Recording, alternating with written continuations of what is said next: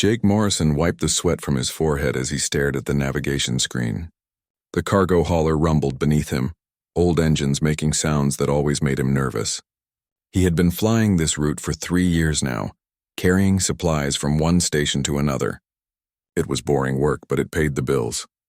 Another 6 hours and we're home, Ben Hayes said from the co-pilot seat. He was eating something that smelled terrible. Probably those dried meat strips he loved so much.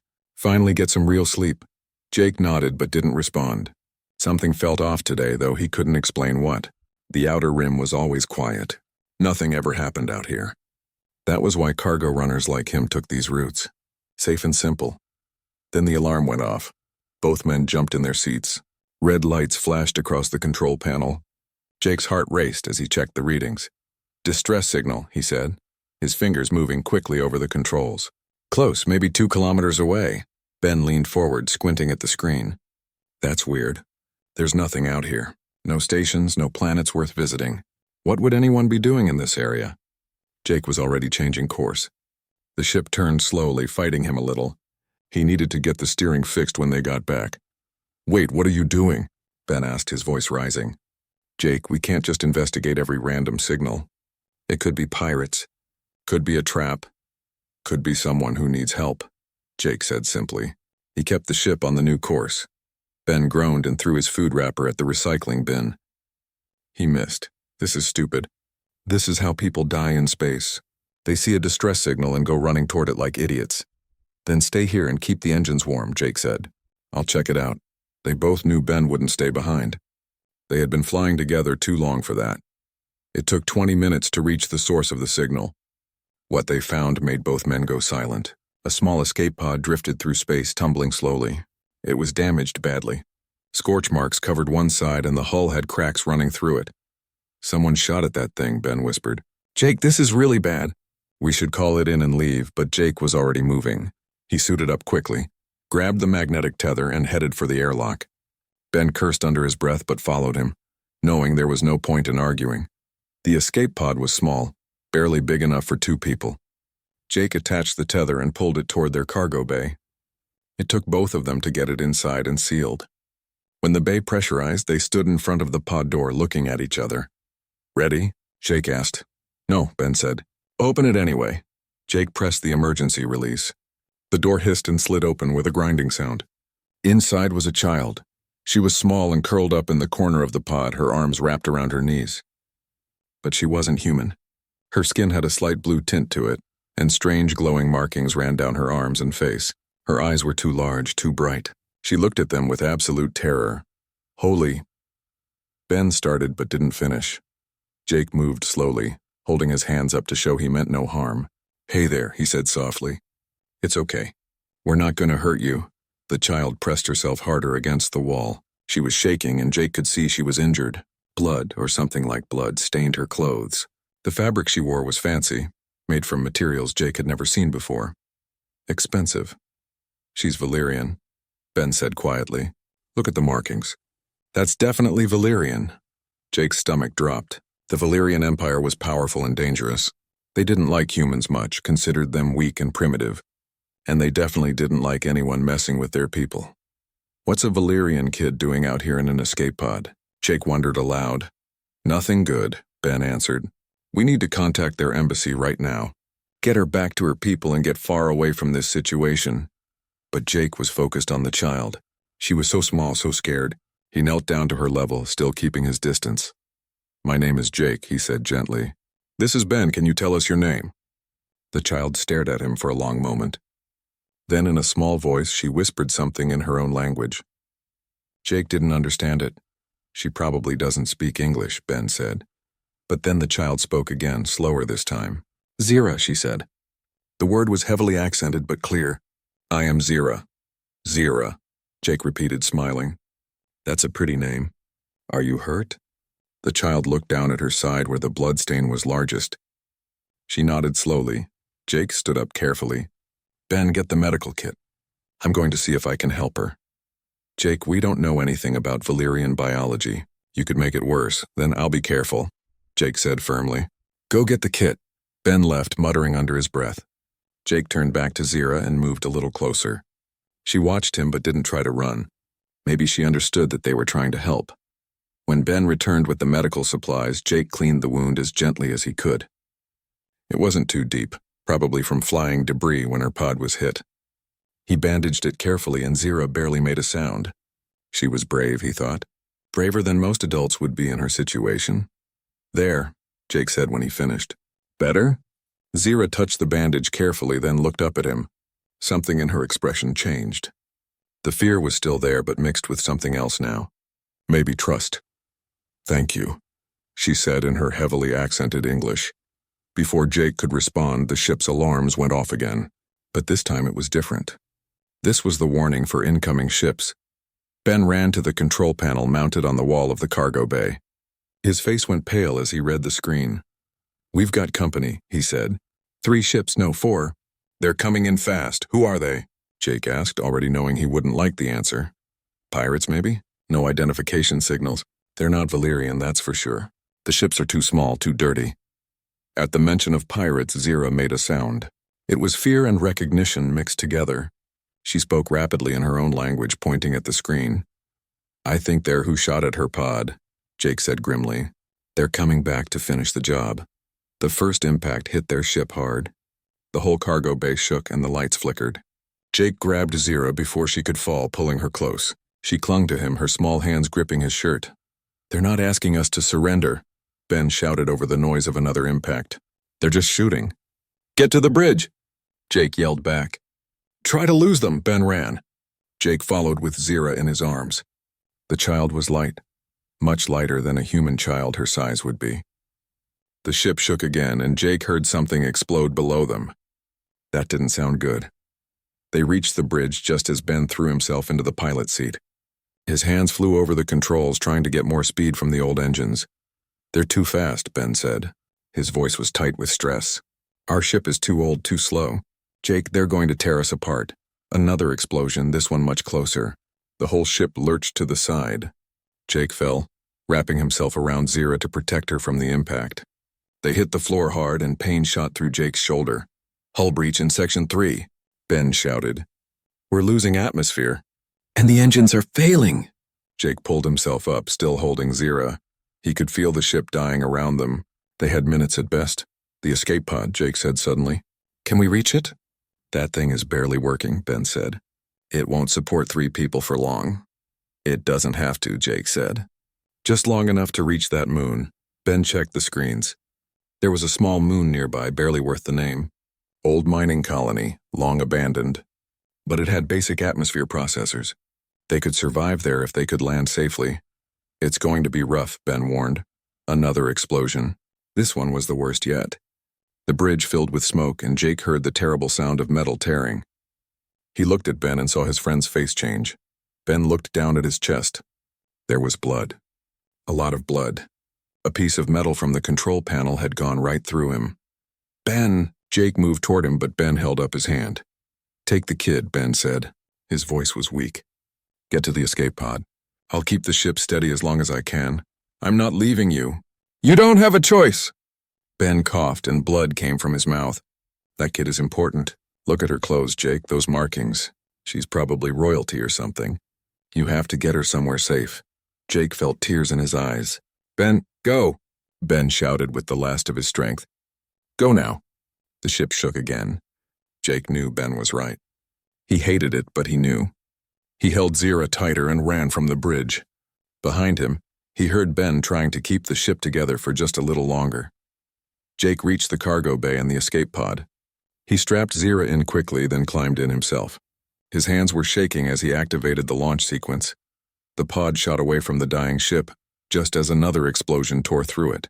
Through the small window, Jake watched his home for the last 3 years break apart. He watched it and knew Ben was gone. Zira was crying. Jake realized he was crying too, but there was no time for grief. The pirate ships had seen them launch. They were turning, coming after the small escape pod. Jake pushed the engines as hard as they would go, aiming for the moon below. The pod shook as weapons fire passed close by. Jake wrapped his arms around Zira, holding her tight.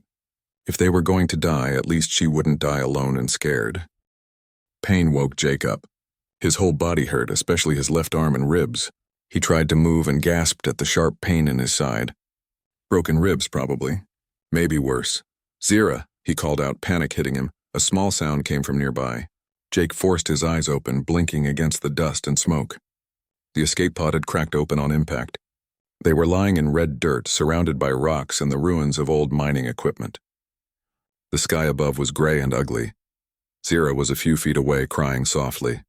Jake crawled to her, ignoring the pain screaming through his body. She had cuts on her face and arms, but she was alive. That was what mattered. "Are you okay?" he asked, checking her over carefully. She nodded, still crying. "Good, that's good." Jake looked around. The landscape was dead and empty. Nothing grew here. The old mining colony must have left some atmosphere processors working, because they could breathe, but just barely. The air tasted thin and metallic. In the distance, Jake saw buildings, or what was left of them. The old mining base. If they could reach it, they might find shelter. Maybe supplies, but then he heard it. The sound of engines. Ships landing. Jake's blood went cold. The pirates had followed them down. Of course they had. They wanted Zira badly enough to destroy his ship and kill Ben. They wouldn't give up now. "We need to move," Jake said, taking Zira's hand. "Can you run?" She looked at him with those big, scared eyes and nodded. They ran. Jake's ribs screamed with every step, but he didn't stop. He held Zira's hand tight, pulling her along. Behind them, he heard voices. Rough voices shouting in a language he didn't understand. But he understood the tone. They were hunting. They reached the ruins of the mining base and dove into the first building they found. It was dark inside, full of broken equipment and dust. Jake pulled Zira behind a large machine and put his finger to his lips. She nodded, pressing herself against him. The hunters entered the building minutes later. Jake could hear their footsteps, slow and searching. Through a crack in the machine, he saw them. There were 4 of them, wearing mismatched armor and carrying big guns. They looked mean and hungry. One of them spoke. "The kid has to be here somewhere, find her. The boss wants her alive." But he didn't say anything about perfect condition. "Rough her up if you need to." Jake felt rage burn in his chest. These monsters were hunting a child like she was an animal. He looked down at Zira, who was shaking against him. She was so small, so helpless. The pirates searched the building but didn't find them. Eventually, they moved on. Jake waited until he couldn't hear them anymore, then carefully stood up. "Come on," he whispered. "We need to keep moving." They spent the first day running and hiding. The pirates were everywhere, searching through the ruins. Jake found a metal pipe that he could use as a weapon, but he knew it wouldn't do much against their guns. He needed to be smart, not strong. As night fell, Jake found a partially collapsed building with a small room that was still mostly intact. He blocked the door with debris and made a place for Zira to sleep. She curled up in the corner, exhausted. "Why do they want to hurt me?" she asked in her broken English. It was the first time she had spoken since the crash. Jake sat down beside her, his body aching. "I don't know, but I won't let them. I promise." "You're just one human," Zira said quietly. "They are many. And humans are weak. Everyone knows this." Jake looked at her. "Maybe, but weak doesn't mean worthless. And I'm strong enough to keep you safe." Zira studied his face for a long moment. Then she moved closer and rested her head against his arm. "My mother is the queen," she whispered. "I was traveling with guards, but the bad people attacked us. They killed everyone. I escaped in the pod." Jake felt his stomach turn. "The queen. This little girl was Valyrian royalty." That explained the fancy clothes, the expensive escape pod. It also explained why the pirates wanted her so badly. She was worth a fortune in ransom. "Your mother will be looking for you," Jake said gently. "We just need to survive until she finds us." "She is very far away," Zira said sadly. "It will take time. We must hide for many days." "Then we'll hide for many days," Jake said. "Sleep now. I'll keep watch." The second day was worse. The pirates found their hiding spot. Jake woke to the sound of debris being moved from the door. He grabbed Zira and ran. Bursting through a window in the back of the building, they almost made it. But one of the pirates saw them. He shouted, and suddenly they were all chasing. Jake ran as fast as he could, but his injured ribs slowed him down. Zira was fast, faster than a human child would be, but she stayed with him. A blast of energy hit the ground near Jake's feet. They were shooting at a child. These monsters were actually shooting at a child. Jake saw a narrow canyon ahead, too narrow for the pirates to follow easily. He pushed Zira toward it. "Go, get in there!" She ran into the canyon. Jake followed, but he wasn't fast enough. A pirate caught up, grabbing Jake's arm and spinning him around. The alien was big and strong. He punched Jake in the face and Jake went down hard. "Got the human," the pirate shouted. "The kid went into the canyon." 2 more pirates arrived. One of them kicked Jake in his already broken ribs.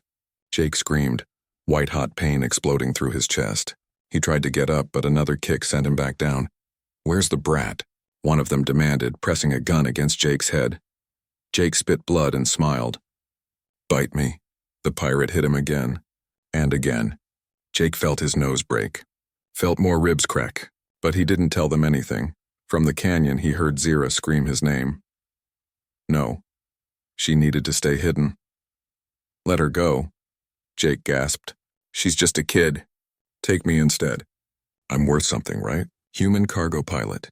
Someone will pay for me." The pirate leader laughed. "Nobody pays for humans. You're worthless." He pointed his gun at the canyon. "But that kid is worth millions. Now last chance. Tell us where she is or we kill you and find her anyway." Jake looked at the gun. Then he looked toward the canyon where Zira was hiding. He could see her small face peeking out from behind a rock, tears running down her cheeks. "I'm sorry," Jake said to the pirate, "but I've got a promise to keep." The pirate pulled the trigger. The blast hit Jake in the shoulder, burning through flesh and muscle. Jake screamed and fell. He expected another shot to finish him, but it never came. Instead, he heard fighting, shouting. Through the haze of pain, Jake saw Zira. She had come out of hiding. She was throwing rocks at the pirates, screaming at them in her language. The pirates were laughing, but they were also moving toward her. No, Jake forced himself to stand. His legs shook. His vision was blurry, but he moved. He picked up the metal pipe he had dropped and swung it with everything he had left. The pipe hit the first pirate in the knee. The alien went down with a scream. Jake swung again, hitting another one. They hadn't expected the human to get back up. That was their mistake, but there were too many. A fist hit Jake's face. A boot caught his stomach. He fell again, the pipe rolling away. The pirates surrounded him, kicking and hitting. Jake curled up, trying to protect his vital organs. One of them grabbed his burned shoulder, pressing hard. Jake's scream echoed through the canyon. "Stop." Zira's voice cut through everything. "Stop hurting him." She was standing right there in the open, offering herself. "No," Jake tried to say, but blood filled his mouth. The pirate leader reached for Zira. Jake saw it happening, saw the alien's hand getting closer to the child, and something inside Jake broke. Not his body this time, something else. Something deeper. He moved. Jake didn't know where the strength came from. Maybe it was adrenaline. Maybe it was pure stubborn refusal to let this little girl get hurt. But he moved faster than he should have been able to. He grabbed the pirate's arm and bit down hard. The pirate screamed and pulled back. Jake grabbed Zira and ran. His body was broken, bleeding, barely working. But he ran. He didn't know how. He just did. They made it to another building, this one with a basement. Jake pushed Zira inside and collapsed. He couldn't move anymore. Everything hurt too much. Zira was crying over him, her small hands touching his face. She was saying something in her language over and over. It sounded like a prayer. "I'm okay," Jake lied. He wasn't okay. He was dying, probably. But he needed her to feel safe. Just need to rest. The pirates didn't find them that day, or that night. Jake drifted in and out of consciousness, pain pulling him under again and again. Zira stayed with him, trying to stop the bleeding with pieces of her torn dress. On the 3rd day, Jake could barely open his eyes. He had a knife wound now, too. That had happened at some point. He couldn't remember when. Everything was blurry and confused. Zira was still with him, though. Still safe. He had kept his promise. "My mother will come," Zira whispered to him. She had said this many times. Now she sounded desperate. "She will come soon." "You must wait. Please wait," Jake tried to smile at her. "Not going anywhere, kid." That was when he heard it. A sound like thunder, but not thunder, ships, big ships. The kind that made the ground shake. Zira's face lit up. "Mother!" she screamed. "Mother is here." The pirates must have heard the ships too. Jake heard them shouting, heard them running. Heard weapons fire, but different weapons fire, bigger, more powerful. The Valyrians had arrived. Jake tried to stay awake, tried to keep his eyes open, but the darkness was pulling at him, offering peace from the pain. He fought it as long as he could. Darkness, then light, then darkness again. Jake floated between them, not really sure which was real. Sometimes he heard voices. Sometimes he felt hands touching him, but they didn't hurt. That was strange. Everything had hurt for so long. Once he thought he heard Zira calling his name. He tried to answer, tried to tell her he was okay, but his mouth wouldn't work. Time passed. Jake didn't know how much. Could have been hours. Could have been days. When he finally woke up properly, the first thing he noticed was that nothing hurt. Well, everything still hurt a little, but nothing like before. The terrible crushing pain was gone. He could breathe without feeling like knives were stabbing his chest. Jake opened his eyes slowly. The ceiling above him was white and smooth, with lights that glowed softly. This wasn't the ruined mining base. He tried to sit up and managed it, though his body felt weak. He was in a medical room. The bed was more comfortable than any bed he had ever slept in. Strange devices surrounded him, some of them beeping quietly. Through a large window he could see space, stars everywhere. Beautiful. The door opened. A tall figure walked in, and Jake tensed. The alien was massive, at least 7 feet tall, with armor that looked like it was made from metal and crystal. The same glowing markings that Zira had covered the alien's arms and neck. A warrior. A Valyrian warrior. "You are awake," the warrior said. His voice was deep and hard. "Good. The Queen wishes to see you." Jake's mouth was dry. "Zira, is she okay?" The warrior's expression didn't change. "The princess is unharmed. She has not stopped speaking of you since we found you both." Something that might have been respect flickered in the warrior's eyes. "You should not have survived your injuries. The medical team said you lost too much blood. But humans are stubborn, it seems.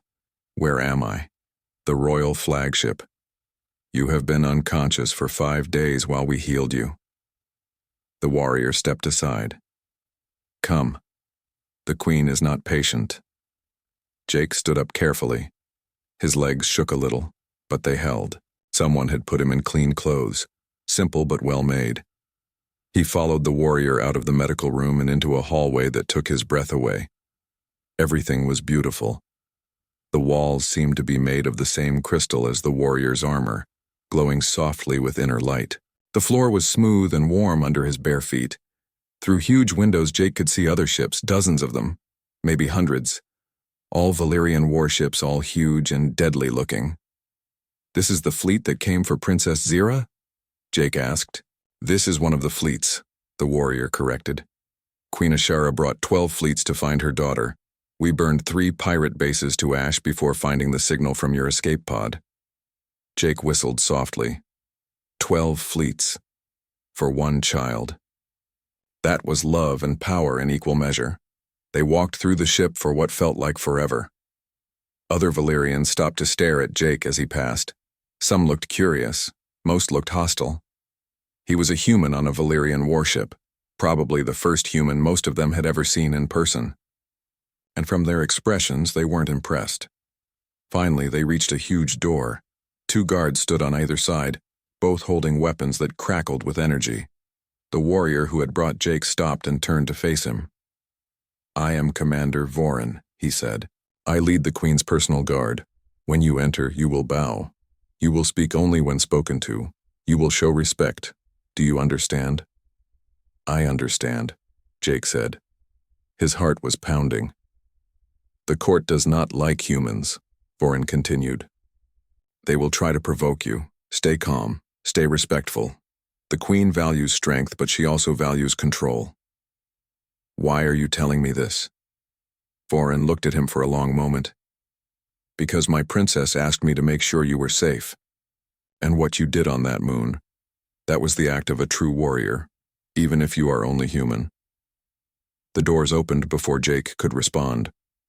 The throne room beyond was enormous. The ceiling was so high Jake could barely see it. The walls were covered in detailed carvings showing battles and triumphs, and everywhere were Valyrians. Hundreds of them, all dressed in elaborate clothes, all watching Jake with cold eyes. At the far end of the room was a throne, and on that throne sat the queen. Queen Ashara was stunning. She was tall like all Valyrians, with the glowing marks covering her skin in intricate patterns. Her hair was long and dark, falling past her shoulders. She wore armor that looked like it was made from starlight, beautiful and terrifying at the same time. Her eyes were the same color as Zira's, but where Zira's were soft and kind, Ashara's were hard and sharp. This was a woman who had fought wars and won. Beside the throne, jumping excitedly, was Zira. "Jake!" she shouted, her face lighting up. She started to run toward him, but a hand on her shoulder stopped her. A stern-looking Valyrian woman held her back, shaking her head. Jake walked forward, his legs still a bit unsteady. The court watched him like predators watching prey.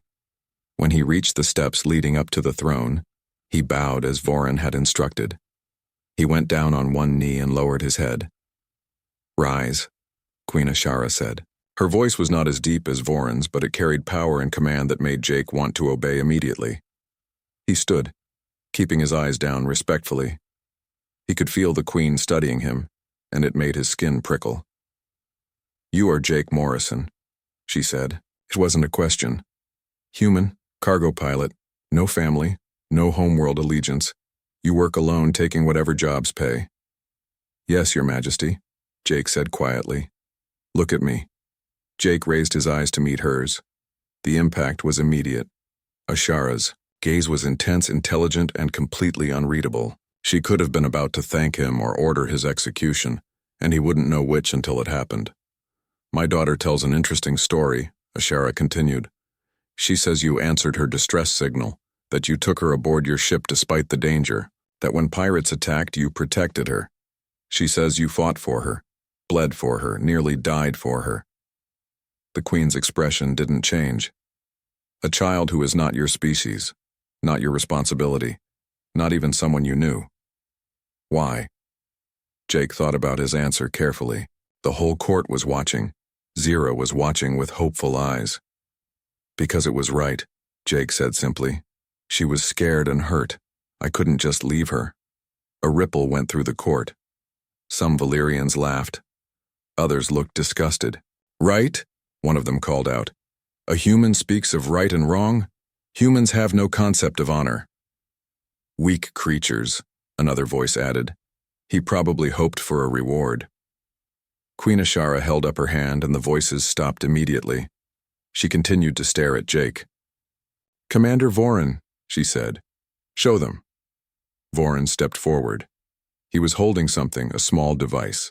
He touched it and suddenly images appeared in the air above the court. Recordings. Jake saw himself on screen, saw the moment they found Zira in the escape pod, saw the pirates attacking, saw everything that happened on the moon. The court watched in silence as Jake took hit after hit, refusing to run or hide. They watched him get shot, stabbed, beaten. They watched him stand up again and again, always putting himself between the pirates and Zira. They watched him collapse, bleeding out, still trying to shield the child with his broken body. When the recording ended, the throne room was completely silent. "This human," Queen Ashara said slowly, "endured what would kill most warriors. He had no weapons, no armor, no training. He was outmatched in every way. Yet he did not run. He did not beg. He did not surrender my daughter to save himself." She stood, and every Valyrian in the room immediately bowed their heads. This is the purest form of honor. This is what it means to be a true protector. She walked down the steps toward Jake. He wanted to step back but held his ground. Ashara stopped right in front of him, so close he could see the patterns of light moving under her skin. "Our laws are ancient," she said. "One of the oldest laws states that any person who sacrifices themselves to protect a member of the royal family may be claimed by the crown. They may be made a guardian, a consort, or a mate, depending on the sovereign's choice." Jake's brain took a moment to process that. "I'm sorry, what?" "You are worthy," Ashara continued, ignoring his confusion. "You proved this on that moon, but our people will not easily accept a human standing beside their queen. So I offer you a choice. She pulled something from her armor. It was a crystal, glowing with inner fire. Take this. It is my personal seal. It marks you as mine, under my protection and my claim. You will undergo the trial of worth. If you pass, you will become my intended mate, my consort, my equal. The throne room erupted. Valyrians were shouting, some in anger, some in shock. Jake heard the words being thrown around. Impossible. Disgraceful. A human could never pass the trial. But Jake wasn't listening to them. He was staring at Ashara, trying to understand. You want to marry me? He asked, feeling stupid for even saying it. I want a partner who understands what it means to protect those weaker than themselves, Ashara said. Her voice was quieter now, meant only for him. I want someone who will stand beside me, not because of my power, but because it is right. I want my daughter to have a father figure who will die before letting her come to harm. She held out the crystal. The trial of worth will not be easy. Most fail. Many die. But if you pass, you will prove yourself worthy not just to me, but to all my people. Jake looked at the crystal. Then he looked past Ashara to where Zira. The training hall was enormous, with ceilings that disappeared into shadows. Jake stood in the center wearing light armor that the Valyrians had given him. It fit well but felt strange on his body. He held a practice weapon that looked like a sword but was made of energy. It hummed in his hand, warm and dangerous. Around the edges of the hall, Valyrian warriors watched. They weren't here to support him. They were here to see him fail. Commander Vorin walked toward Jake carrying his own practice weapon. The big warrior looked relaxed and confident. Jake felt neither of those things. The trial of worth has 3 parts, Vorin explained, loud enough for everyone to hear. Combat, strategy, and heart. You must pass all 3 to be accepted. We start with combat. He activated his weapon. Try not to die too quickly. The princess is watching. Jake glanced up at the viewing area. Sure enough, Zira sat there with her attendants, waving at him excitedly. Next to her, Queen Ashara watched with an expression Jake couldn't read. Vorin attacked. Jake barely got his weapon up in time. The impact sent shocks through his arms. Vorin was strong, much stronger than any human. Jake stumbled back, trying to find his footing. Another attack came. Jake blocked, but not well. The energy blade skimmed his shoulder and pain flared. Not deep, but it hurt. The watching warriors laughed. Pathetic, one of them called out. A child could do better.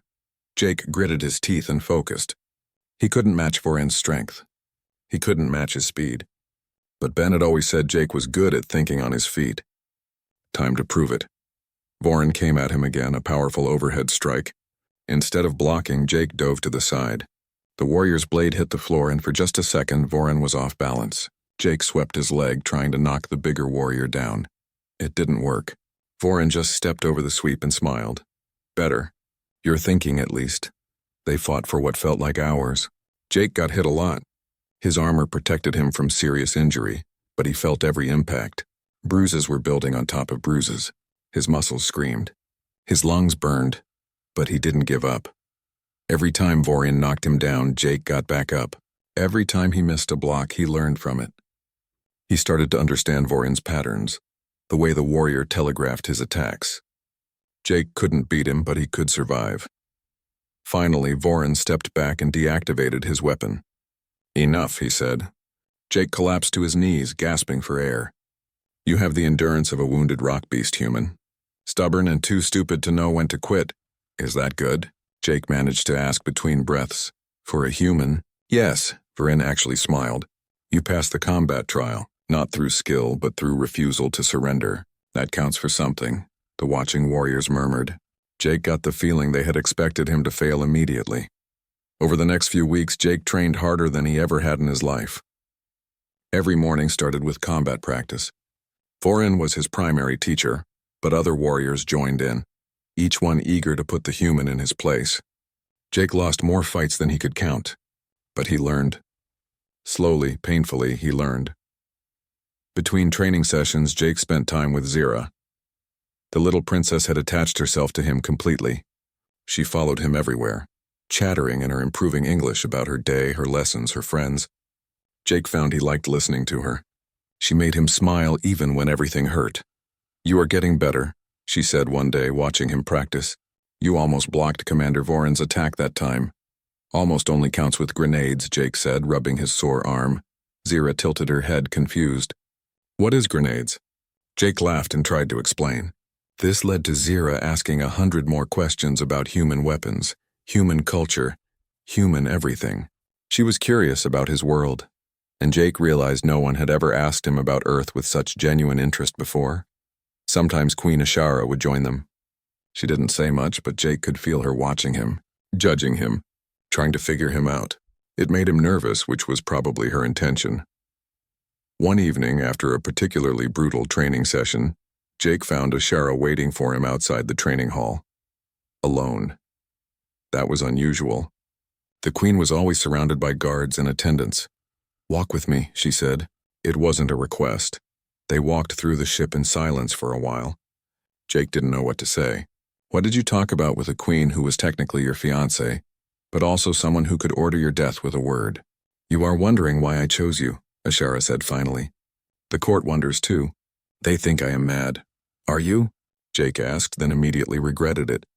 Sorry, that was stupid, but Ashara smiled. It was small, barely there, but real. Perhaps. My advisors certainly think so. She stopped at a window looking out at the stars. I was bonded before. To a warrior named Krell. He was everything a Valyrian male should be. Strong, fierce, proud. He died in battle when Zira was 2 years old. I'm sorry, Jake said quietly. Don't be. He died with honor, protecting his people. It is what he wanted. Ashara's expression hardened. But he never protected Zira the way you did. He loved her, yes, but he saw her as a warrior in training, someone to make strong and hard. You saw her as a child who needed safety and comfort. Jake thought about Zira, about how scared she had been in that escape pod. She's both, he said. She can be strong and still need someone to protect her sometimes. Being strong doesn't mean being alone. Ashara looked at him with those intense eyes. No, it does not. She was quiet for a moment. The second trial is tomorrow. The strategy test. You will face a scenario that has no good solution. How you handle it will determine if you pass. Any advice? Yes, remember that strength comes in many forms, and that sometimes the best solution is the one no one else would think of. She walked away, leaving Jake to puzzle over her words. The next day, Jake was brought to a different room. This one had a large holographic display in the center, showing a battlefield, soldiers on both sides, civilians trapped in the middle. Your mission, an older Valyrian warrior explained, is to save as many people as possible while defeating the enemy. You have limited resources and limited time. Begin. Jake studied the display. It was a nightmare scenario. No matter what he did, people would die. If he attacked the enemy, they would kill the civilians. If he saved the civilians, the enemy would escape and kill more people later. There was no winning move. The watching Valyrians waited for him to choose, to make the hard decision about who lived and who died. That was what this test was about, Jake realized. Leadership meant making impossible choices. But Jake was thinking about what Ashara had said. The solution no one else would think of. I refuse the scenario, Jake said. Silence. Everyone stared at him. Excuse me? The old warrior said. I refuse, Jake repeated, walking away from the display. This scenario is designed to make me choose between bad options. But in real life, you don't have to accept the options given to you. You can change the game.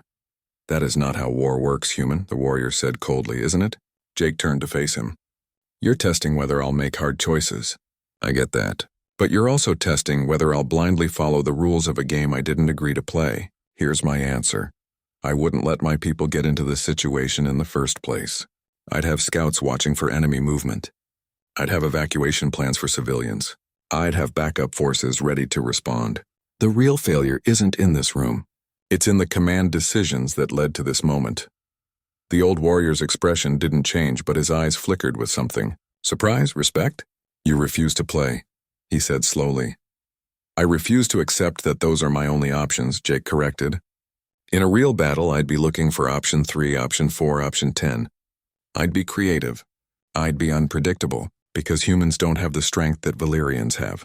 We have to win by thinking differently. The room was silent. Then the old warrior laughed.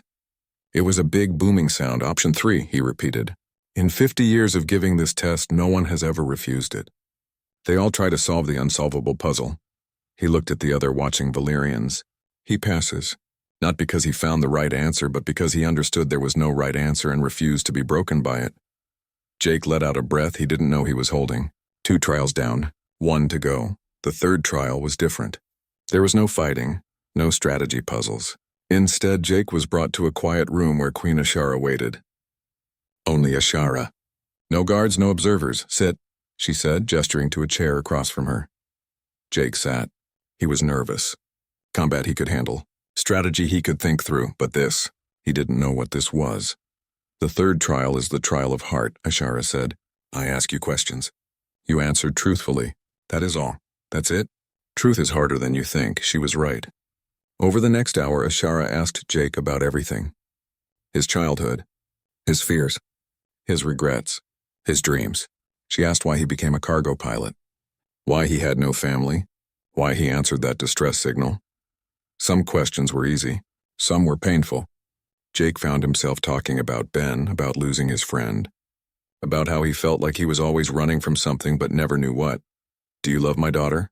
Ashara asked suddenly. Jake blinked. Yes, not like a father yet maybe, but I care about her. The announcement ceremony was huge. Jake stood on a platform in front of thousands of Valyrians, both in person and watching through screens across the Empire. He wore formal clothes that Ashara's attendants had prepared for him. They were beautiful but felt strange. He kept tugging at the collar. Stop fidgeting, Ashara whispered beside him. She looked stunning in her royal armor, every inch the warrior queen. You look fine. I look like I'm playing dress-up, Jake muttered back. Zira, standing on his other side, giggled.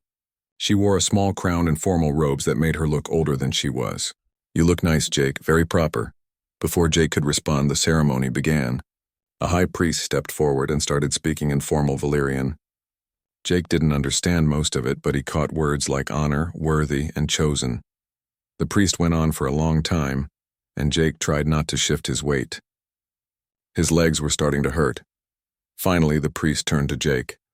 Jake Morrison of Earth, he said in English. You have passed the trial of worth. Do you accept the claim of Queen Ashara? Do you swear to protect the royal family with your life? Do you swear to serve the Valyrian Empire with honor? Jake looked at Ashara. She was watching him, her expression neutral but her eyes showing something softer. Then he looked at Zira, who was bouncing excitedly despite trying to look formal. I do, Jake said clearly. I swear it. The crowd responded with mixed reactions. Some cheered. Some stayed silent. Jake could see the disapproval on many faces. He was human. He would always be human. Some of them would never accept that. But then Ashara took his hand. In front of everyone. It was a simple gesture, but it sent a clear message. He was hers. Anyone who had a problem with that had a problem with their queen. The ceremony continued. Jake and Ashara exchanged crystals, symbols of their bond. When Jake placed his crystal in Ashara's hand, it glowed brightly, responding to her touch. The same happened when she gave him hers. The priest said this was a good sign that their energies matched well. Zira was bouncing so hard now she was almost floating. When the ceremony ended, she threw herself at Jake, hugging him tight. You are my father now, she said happily. My second father. Is that the right word, father? Close enough, kid, Jake said, hugging her back. Over her head, he saw Ashara smiling. A real smile this time, not the careful diplomatic one she usually wore. The celebration that followed was overwhelming. Jake met hundreds of people whose names he immediately forgot. He drank Valyrian wine that tasted like lightning and made his head spin. He danced with Ashara, stumbling through the formal steps while she guided him patiently. You dance like you fight, she said with amusement, with determination but no grace. I'll take that as a compliment, Jake replied. Later, when the celebration finally ended and the crowds dispersed, Jake found himself alone with Ashara in the royal quarters. It was the first time they had been truly alone since the trials ended. Jake was nervous. This was his wife now, or would be, after the formal bonding ceremony next month. He didn't know what to expect. Ashara removed her crown and set it aside, running her fingers through her hair. With that simple gesture, she looked less like a queen and more like a tired woman. That was exhausting, she said, sitting down on a comfortable chair. I hate ceremonies. You hit it well, Jake said. He stayed standing, not sure if he should sit. Sit down, Jake, you live here now. You do not need permission to be comfortable. He sat, choosing a chair across from her. Ashara studied him for a moment, then smiled slightly. You are afraid, she observed. Of what? Of failing you, Jake admitted. I'm just a cargo pilot, Ashara. I don't know how to be a prince. I don't know how to lead an empire. I'm going to mess this up.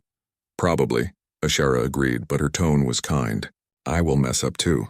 This is new for both of us, she leaned forward. I chose you not because you are perfect, but because you are good. Because when faced with impossible odds, you did the right thing anyway. That is what I need beside me. Not another warrior, not another tactician, but someone who reminds me why we fight in the first place. Jake felt something tight in his chest loosen. I can do that, he said. I think. Good. Ashara stood and walked to the window. Come here. I want to show you something. Jake joined her. Through the window, they could see the fleet spread out across space. Dozens of massive warships, thousands of smaller vessels.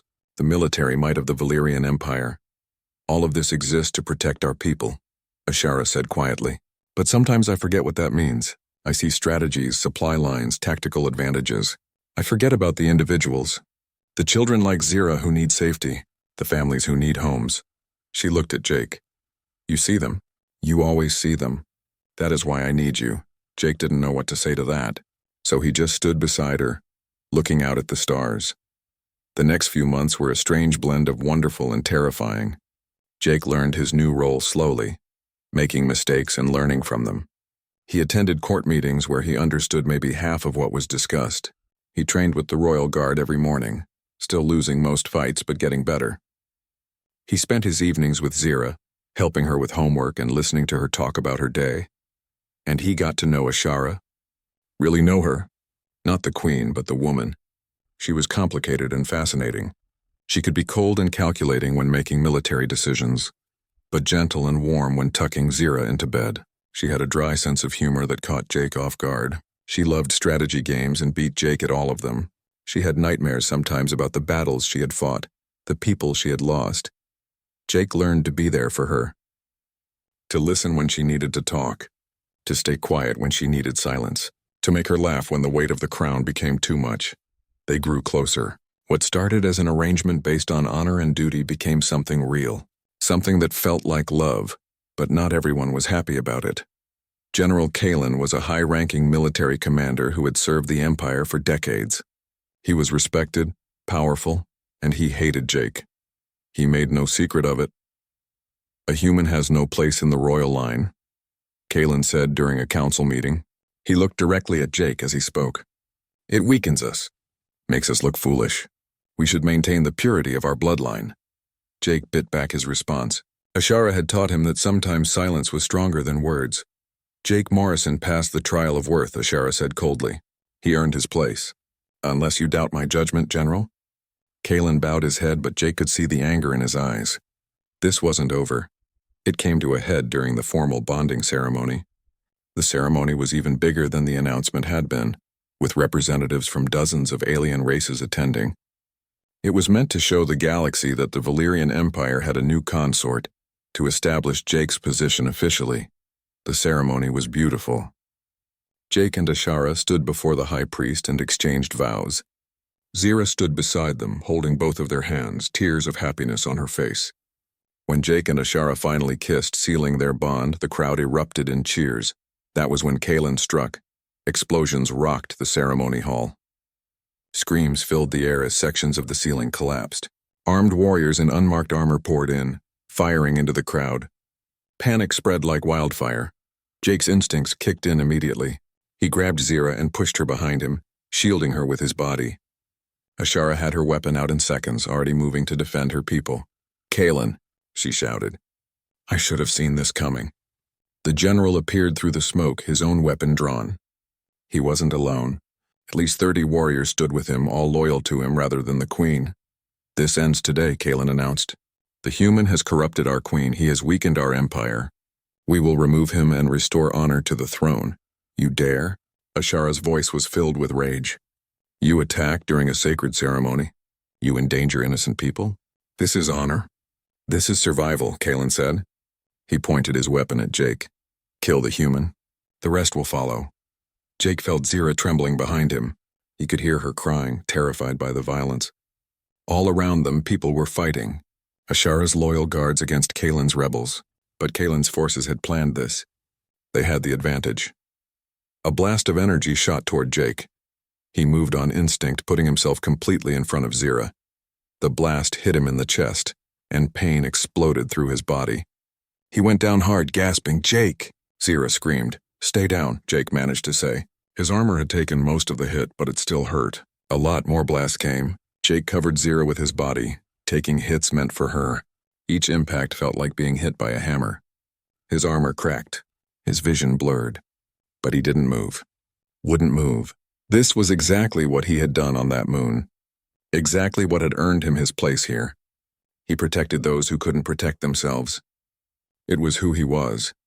Ashara fought like a demon, cutting through rebels with deadly precision. But there were too many. She was being overwhelmed.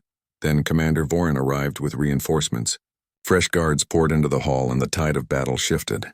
Kalen saw his plan failing and tried to escape, but Ashara was faster. She moved like lightning, disarming him and putting him on his knees. "You have betrayed everything we stand for," she said, her weapon at his throat. "Give me one reason not to end you now."